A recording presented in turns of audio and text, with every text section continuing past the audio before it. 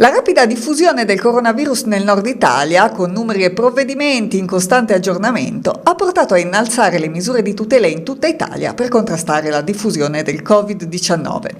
La UIL FPL ha invitato la Regione Sardegna a sollecitare aziende sanitarie e istituzioni locali ad adottare tutte le misure idonee, compresi i mezzi di protezione individuale, per garantire la migliore tutela per tutti i dipendenti e tutti i cittadini. Flavia Muru, segretaria generale UIL FPL, chiede di porre massima attenzione nei luoghi di maggior afflusso e in tutti i luoghi di cura, a partire dai pronto soccorso. Il presidente della regione Cristian Solinas, che dichiara di essere in costante contatto con la protezione civile e l'assessorato alla sanità, ha intanto emesso nel pomeriggio di ieri una nuova ordinanza contenente ulteriori misure utili a contrastare con ogni mezzo possibile la diffusione del coronavirus sul territorio regionale. A partire da ieri, negli aeroporti e nei porti dell'isola, i controlli e le disposizioni di sicurezza delle autorità sanitarie e della protezione civile vengono attuati nei confronti di tutti i passeggeri provenienti da qualsiasi scalo.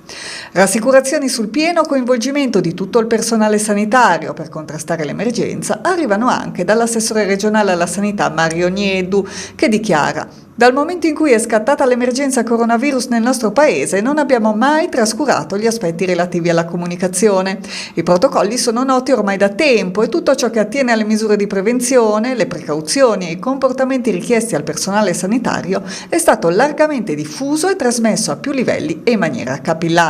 Conclude Nieddu: se ai livelli più periferici possono essere emerse criticità per ciò che riguarda i medici della continuità assistenziale, siamo pronti a intervenire auspicando la piena collaborazione di tutte le organizzazioni.